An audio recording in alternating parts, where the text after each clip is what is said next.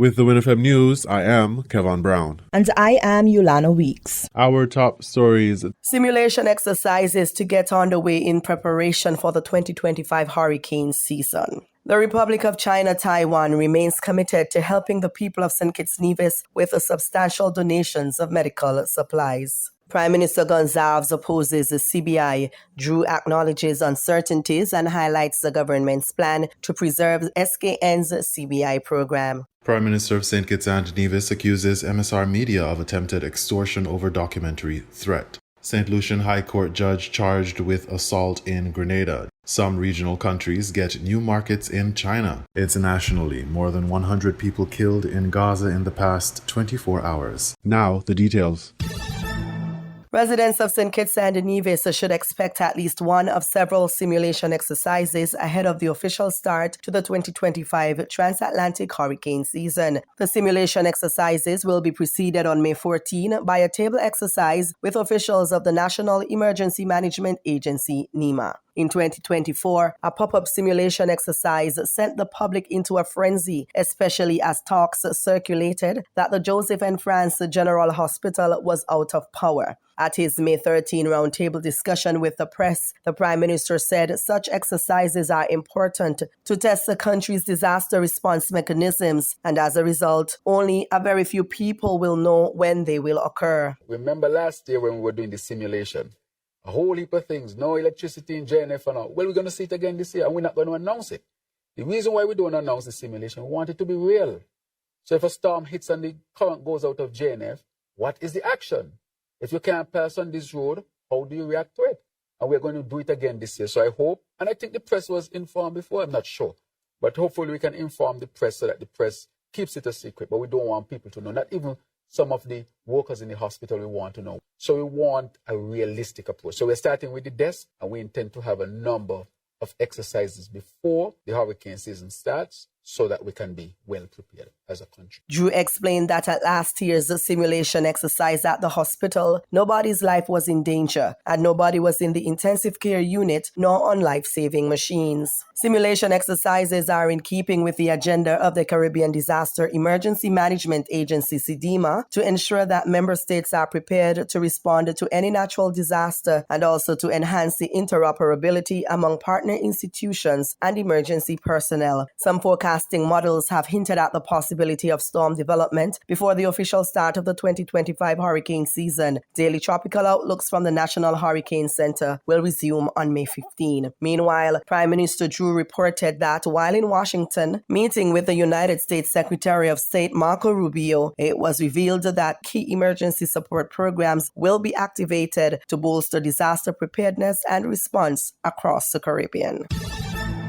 This year, the Republic of China Taiwan continued its humanitarian efforts in St. Kitts and Nevis with recent donations to the Ministry of Health. To help the Ministry of Health to better serve its community, the Republic of China Taiwan provided a range of medical supplies, including 36 toilet chairs, 64 walkers, and 87 wheelchairs. To improve a patient's comfort, the supplies come in collaboration with a donation agency in Taiwan, Kapzhongzi. In 2023, a similar donation drive was carried out by the Republic of China Taiwan for St. Kitts and Nevis. It is aimed at addressing critical gaps in the Federation's healthcare system, helping to improve its capacity for emergency care, long-term patient support, and critical outpatient services. A key official in the Ministry of Health told WINN FM on May 14 that through the Ministries of Constituency, Empowerment and Aging and Disabilities, vulnerable persons in the community will be identified to utilize the items. Also, members of the public can contact either of the ministries and request items, which will be given once in stock. The initiative highlights the strength of the partnership between St. Kitts and Nevis and the Republic of China Taiwan, reflecting a shared goal to enhance healthcare services and to ensure that critical resources reach those who need them most.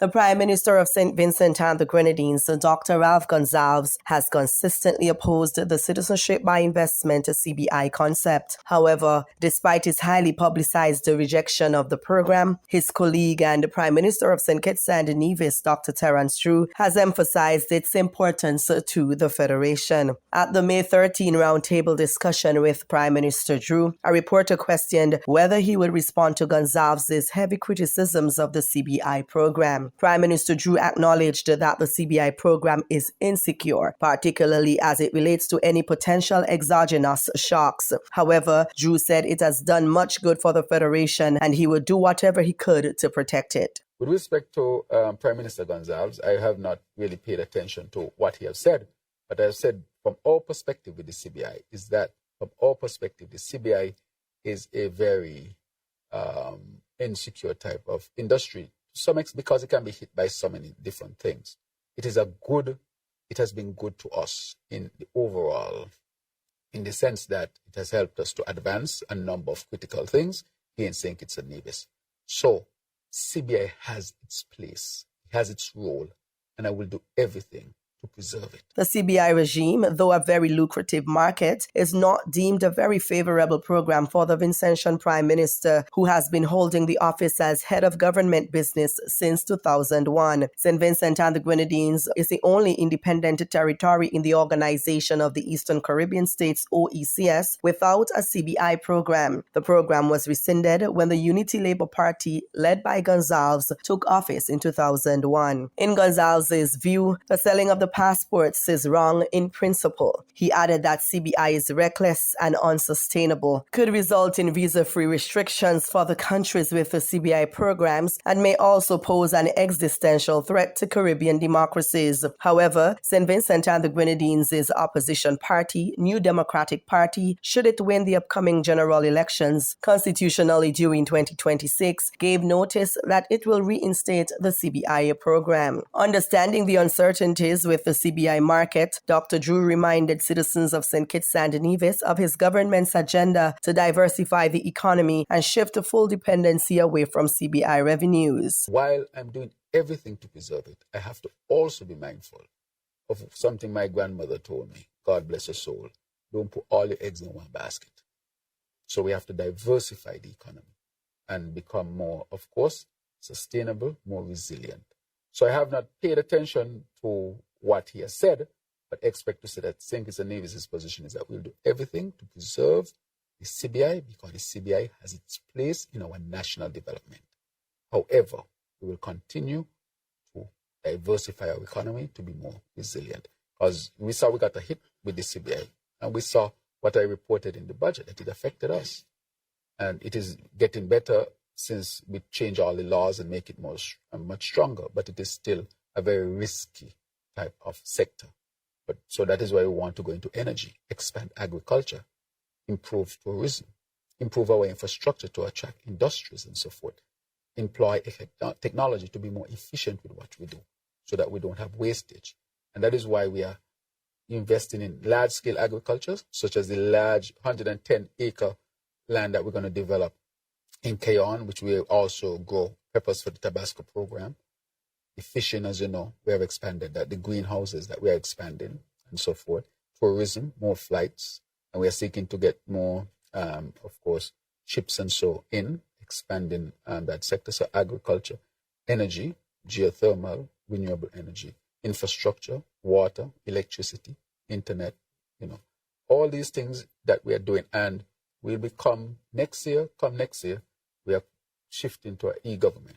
We want to be the first in the Caribbean. Meanwhile, Antigua and Barbuda's Prime Minister Gaston Brown clapped back at Gonsalves, saying that his remarks at an April 15 press conference in St. Vincent were unfortunate and irresponsible, and also accused Gonsalves of launching a deliberate and provocative attack on OECS states that operate citizenship by investment programs. In Brown's opinion, the Caribbean countries must look after their best interest amidst a global environment where international institutions don't care about small territories.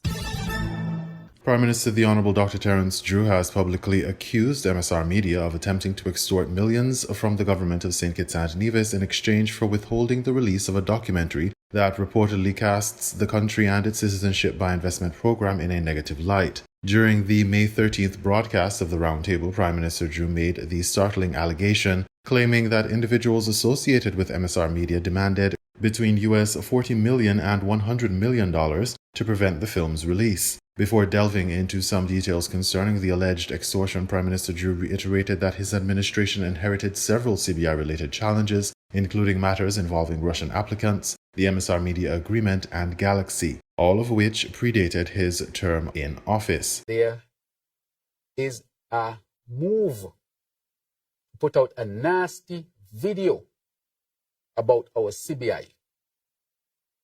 And people came to my office to ask for $40 to $100 million for that video not to be released. And I tell them no. That is extortion.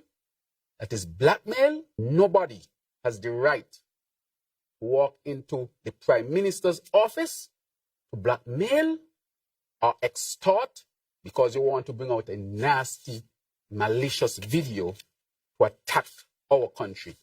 You don't get 1 cent out of me. The Prime Minister's remarks suggest that he believes the documentary allegedly produced by MSR Media and its head, Philippe Martinez, is part of a coordinated effort to pressure the government financially. Dr. Drew described receiving a message from an individual claiming to have seen a documentary screening which allegedly features him and several Kittitian citizens. Somebody went to the screening? A Kittitian? I went to the screening. It is well put together and very compelling. Several of our citizens, including yourself, is featured in it. I recommend that you try to see it for yourself before it goes into the public domain.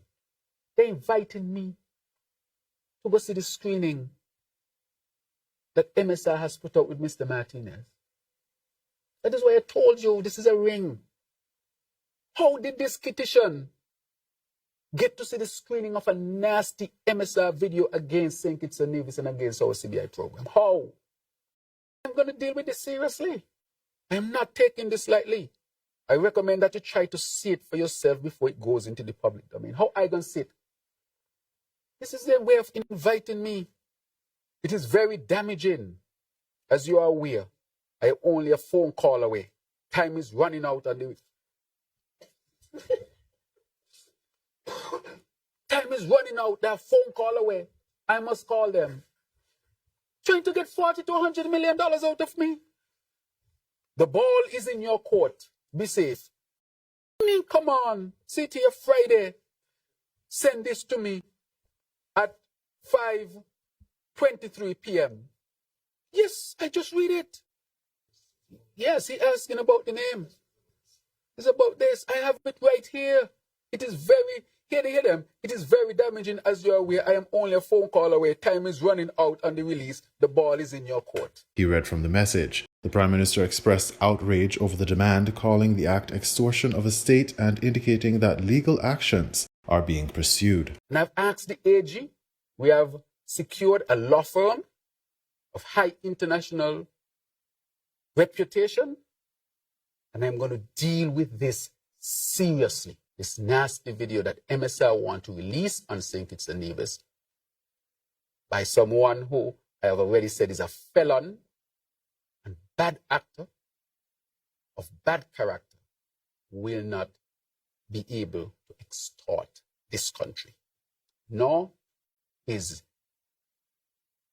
emissaries will not be able to extort this country. I don't even know if they understand what they have done. While he did not name specific individuals during the broadcast, Dr. Drew identified MSR Media as the party behind the alleged extortion attempt. This latest development follows what many believed to be the end of the contentious relationship between MSR Media and the St. Kitts and Nevis government. In late March 2025, MSR Media formally withdrew its judicial review claim against the government. The claim, filed in May 2024, was set to be heard by resident judge Her Ladyship Justice Tamara Gill. The withdrawal brought to a close the second of 2 legal cases initiated by the production company. The first was a high-profile RICO lawsuit filed in the United States District Court in Tampa, Florida in early 2024. That case, which named former Prime Ministers Dr. Denzel Douglas and Dr. Timothy Harris, former head of the Citizenship by Investment Unit Les Khan, current St. Lucia CIU CEO MacLeod Emmanuel, and Caribbean Galaxy's Yin Jin as defendants, was voluntarily dismissed in December 2024.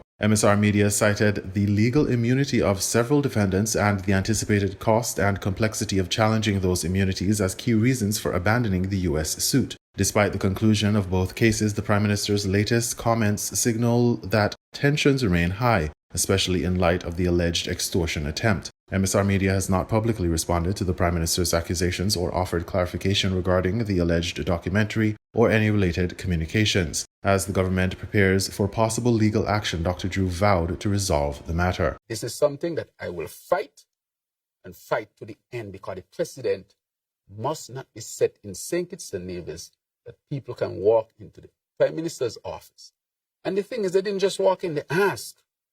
I asked that they be checked out. People who you think, would have the best interests of St. Kitts and Nevis, but they had their own self-interest. I've already, and this is not going to stay here. I'm going to take it as far as it must go. This story remains developing. In regional news, St. Lucian High Court judge charged with assault in Grenada, DBS St. Lucia reports. The Eastern Caribbean Supreme Court, ECSC, has confirmed that Justice Sean Innocent, a St. Lucian High Court judge currently serving in the criminal court in Grenada, has been formally charged with an indictable offense. According to an official statement issued by the ECSC on Tuesday, May 12, the court was recently made aware that Justice Innocent was charged on April 28, 2025 with assault with a deadly instrument. Following the charge, Justice Innocent was granted bail and is expected to appear in court to respond to the allegations. In response to the development, the ECSC has announced that Justice Innocent has been temporarily de-rostered from his judicial duties. To minimize disruptions in Grenada's criminal court, a replacement judge will assume his responsibilities effective June 1, 2025. The ECSC stated in its release that it is approaching the matter with the utmost seriousness, whilst also stating that it remains mindful of Justice Innocent's fundamental rights under the Constitution, whilst also reiterating its commitment to the rule of law and the integrity of judiciary. The court has not released further details regarding the nature of the alleged assault or the circumstances surrounding the charge. For the DBS News World, Miriam Montoot reporting. Some regional countries get new markets in China. Television Jamaica has that story. More countries from the Caribbean and Latin America are moving to secure markets in China.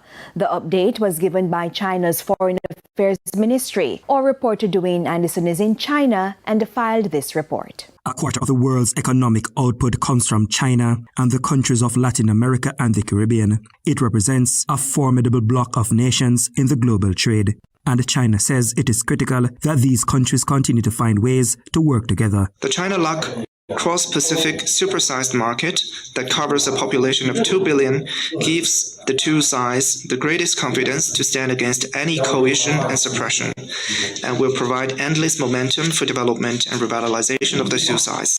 At present, LAC countries are facing new opportunities of exporting to China. And recently, China signed with Brazil an agreement on the procurement of soybean, and many LAC specialty products have granted the export license to China.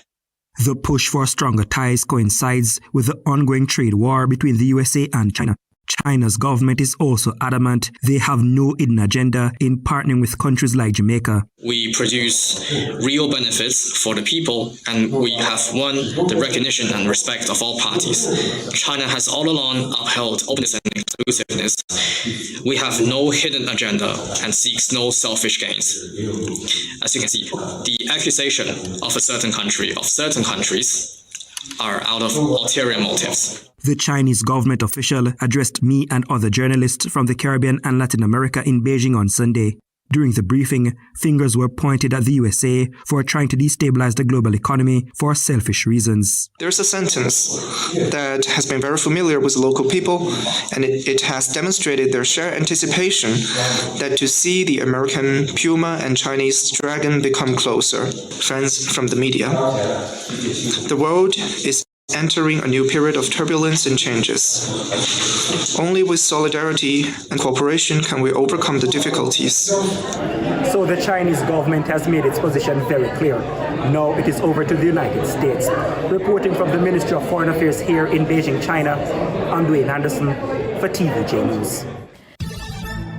We now bring you these international reports. More than 100 people are reported to have been killed across Gaza over the last 24 hours as Israel steps up its attacks. So what do we know about those latest Israeli strikes on Gaza? Here's BBC Verify's Merlin Thomas. Over a 24-hour period, Israel intensified its strikes in Gaza, hitting 2 hospitals as well as Jabalia in the north. Israel says it was conducting strikes against Hamas fighters and infrastructure. We verified the strikes of the 2 hospitals, the European Hospital and the Nasser Hospital. They're both in southern Gaza. Let's start with the European Hospital, which was hit Tuesday evening local time. Multiple bombs were dropped simultaneously, leaving large plumes of smoke rising from the hospital site. The attack killed and injured dozens of people, according to the Hamas-run Civil Defense Agency. The aftermath, which shows a damaged bus hanging inside a crater. This video was filmed in the hospital's courtyard.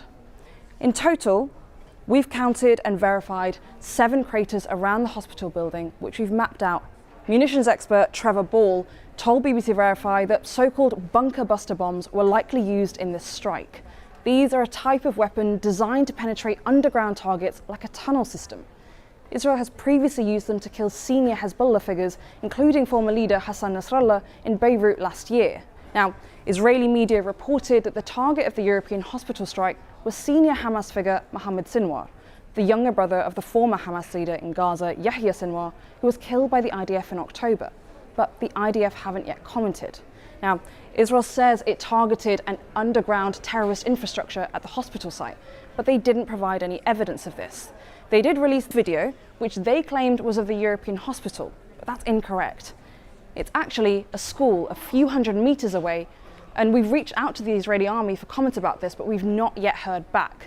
Now, in the early hours of Tuesday morning, the Israeli army also struck another hospital, the Nasser Hospital, with a different munition.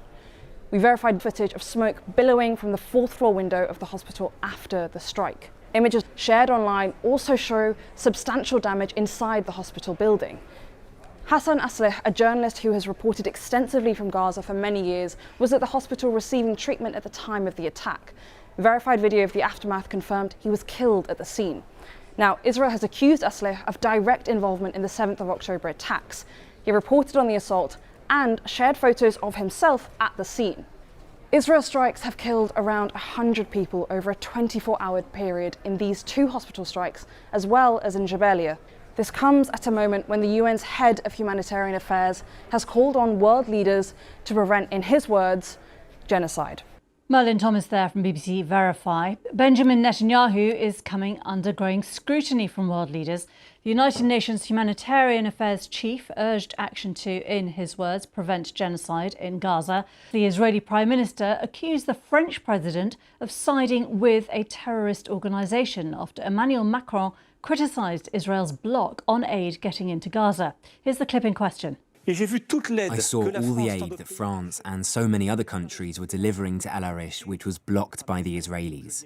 And so I say it forcefully. What Benjamin Netanyahu's government is doing today is totally unacceptable. There's no medicine. We can't get the wounded out. Doctors can't get in. And I want to salute the work of the humanitarians that I saw at El Arish, Doctors Without Borders, all our NGOs with the Foreign Ministry Crisis Centre. What he's doing is a disgrace. It's a disgrace. And so we absolutely have to fight to reopen first, because these are lives. Then, yes, we must fight to demilitarise Hamas, free the hostages and build a political solution.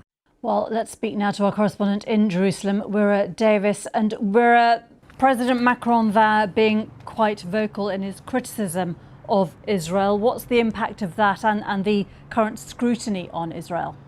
Well, there's increasing pressure, increasing calls from around the world, from within Israel in part, and parts of the Middle East, for Israel to do 2 things: to pull back from this huge expansion of its military intervention in Gaza, and also to allow aid in. There's medical aid needed, there's fuel needed, and there are medicines needed, and none of that has got in now for more than 70 days. A variety of organisations across the UN, also the World Health Organization, Oxfam, have all pointed to the acute humanitarian crisis in Gaza.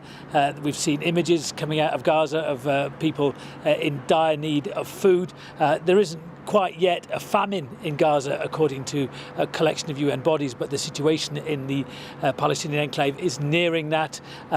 Most people in Gaza are suffering from food insecurity. They don't know where their next meal is coming from. Now, Israel has justified the blockade and by saying that it has stopped aid getting into Gaza for two reasons. It says it's to try and persuade Hamas to release the remaining hostages. And also Israel has accused Hamas of expropriating, of stealing some of the aid for its own military purposes. But the evidence from the ground would suggest that this blockade has had a huge impact across Gaza. The Israeli former Prime Minister Ehud Olmert told the BBC a few minutes ago it's intolerable, unacceptable and unforgivable. And Mr Olmert also said that a number of former senior Israeli military commanders had warned against this promised expansion of Israel's military operation in Gaza, which would occupy and control much of Gaza and push much of the population southwards as well. And we are hoping to speak to Ehud Olmert in the next couple of hours or so. This all comes whilst Donald Trump is in the region. Is there any diplomacy on the Gaza-Israel front whilst he's there?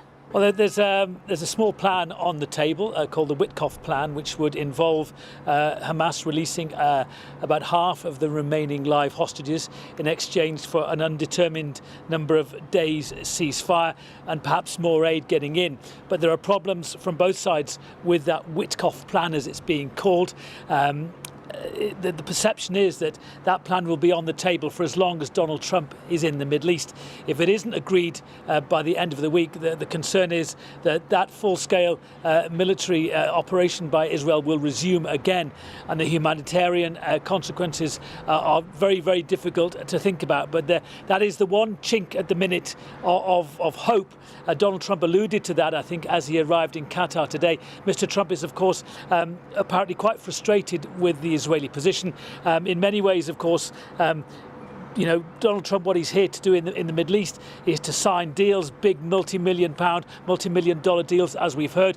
And Donald Trump thinks that the continuation of war and bad relations in the region is not good for business. And Donald Trump, I think, would like to see Israel and Hamas come to an agreement to end the war. Wira Davis, thank you very much indeed. Well, let's get more now on the blockade of aid into Gaza and speak to Michael Fakhri, UN Special Rapporteur on the right to food. What exactly do you know about whether any aid is getting in? Because Israel has said that some is. No aid, no food, no water, no humanitarian relief has entered Gaza for over 70 days. And in fact, Israel announced that its intent on the 1st of May. So it announced its intent. And if you ask any UN agency, and if you listen to the Security Council briefing yesterday, it's very clear that nothing has entered Gaza for over 70 days. And so what is the impact on the people in Gaza now? Well, let's think about what the situation is before October 2023, in which 50% of people in Gaza were hungry and 80% relied on humanitarian aid. By January of 2025, the International Court of Justice recognized that there was widespread starvation and famine in Gaza. And now the situation is worse than it ever has. So it is clear that famine is spreading quickly across Gaza. This is the fastest famine and the fastest starvation campaign we've seen in modern history. What do you say, though, to those voices in Israel who say that the aid was being taken by Hamas? Some say that it was then being sold and used for their own military purposes and that they cannot allow that to continue. There is no excuse and no reason in international law to stop the flow of humanitarian aid to civilians. And what we've seen over the last 19 months by Israel has either blocked aid, it's restricted aid, or when humanitarian convoys have finally made it through, Israel has targeted and attacked UN humanitarian convoys over 10 to 15 times, and this is recorded. So Israel has killed a record number of UN and humanitarian staff, more than any modern war that we've ever seen. What about this alternative plan that's been suggested for getting aid in, potentially backed by the US? This was a plan put forward by Israel in April, and every UN humanitarian agency said this was not a humanitarian plan. This was a military plan. This was a cynical plan. This was a plan to corral people, and it contravened every humanitarian principle one can imagine. The US has now taken over this plan, and we have yet to see any difference. So this is not a plan to feed people to stop starvation. This is a plan to corral people into southern Israel and to pick and choose who gets food, which contravenes humanitarian law. So every UN agency, every humanitarian agency, and the consensus on the Security Council is this is not a real plan to help civilians in Gaza. The testing and monitoring of HIV patients in South Africa has significantly fallen. Previously unpublished government data has shown that since, and according to 4 HIV experts, appears to be because of a US cut in aid that funded health workers and clinics. Wow, people, they gonna die. Really, people, they gonna die. That's Sophie Moatse, an HIV activist and community leader in the Johannesburg township of Diep Sloot. South Africa has the world's highest burden of HIV. Around 8 million people, or 1 in 5 adults, live with the virus. But Moatse said it can be hard to get HIV patients to seek care because of stigma. The US was funding 17% of South Africa's HIV budget before President Donald Trump's cuts. That paid for resources like, for example, the salaries of 15,000 healthcare workers under the US President's Emergency Plan for AIDS Relief, or PEPFAR. Those healthcare workers carried out tests and counselling and followed up with patients. PEPFAR funding also supported NGO-run clinics, which have now closed. Having frozen many foreign aid programs, Trump has reinstated some life-saving assistance, including parts of PEPFAR. But he's also targeted South Africa specifically, cutting all funding to the country via an executive order in February. In the last 2 months, according to data from South Africa's National Health Laboratory Service, viral load testing has fallen. It measures how much of the virus is in the blood of people living with HIV who are on antiretroviral treatment. That checks if treatment is working and if the virus is sufficiently suppressed to prevent it from spreading to others. The data showed viral load testing is down more than 21% for pregnant women, while early infant diagnostic testing has dropped almost 20%. Here's epidemiologist Devora Joseph Davey. All of this testing is not getting done. We don't know what level of virus pregnant women have. We don't know how many infants are acquiring HIV. And unfortunately, all of these people are the most vulnerable in our society here. And so pregnant women and infants are at extreme risk of HIV infection, HIV transmission without PEPFAR and government of South Africa's support. Amid Trump's America First agenda, the long-term future of HIV-related US assistance in South Africa and indeed the rest of the world remains unclear. The US State Department did not immediately respond to a request for comment. A spokesperson for South Africa's Department of Health, given a summary of the testing data, said more analysis was needed. He added that South Africa already had challenges with patient retention and viral load testing before the aid cuts. However, HIV experts have been saying for months that the health ministry has been downplaying the impact of the funding loss. A drop in testing figures could be an early warning sign, they added, followed by a rise in new cases and deaths. The latest Reuters Ipsos poll shows a lot of Americans are concerned with how U.S. President Donald Trump and his administration are handling the measles outbreak in the United States. 31% of respondents in the poll said that they think the Trump administration is handling the matter responsibly, but 40% disagreed with that statement and thought that he was handling it irresponsibly. The rest said they weren't sure or didn't answer the question. Now, this is important because the U.S. is in the middle of its worst measles outbreak in 25 years. The country passed the 1,000 mark for cases last week, and a lot of public health experts are quite concerned about this. Now, to be sure, the Reuters Ipsos survey also found that 86% of Americans think that the vaccine for measles is safe for children to use. And that's important. It was the vast majority of both Republicans and Democrats alike. At the same time, 13% disagreed and thought it was unsafe. And that's a little troubling because for the vaccine to work, public health experts say that The vast majority of children need to be inoculated so that herd immunity can take effect. You were listening to the WINN FM 98.9 newscast. Our top stories were simulation exercises to get underway in preparation for the 2025 hurricane season. The Republic of China, Taiwan remains committed to helping the people of St. Kitts Nevis with substantial donations of medical supplies. Prime Minister Gonzalez opposes the CBI. Drew acknowledges uncertainties and highlights the government's plan to preserve SKN's CBI program. Prime Minister of St. Kitts and Nevis accuses MSR Media of attempted extortion over documentary threat. St. Lucian High Court judge charged with assault in Grenada. Some regional countries get new markets in China. Internationally, more than 100 people killed in Gaza in the past 24 hours. Thank you for listening.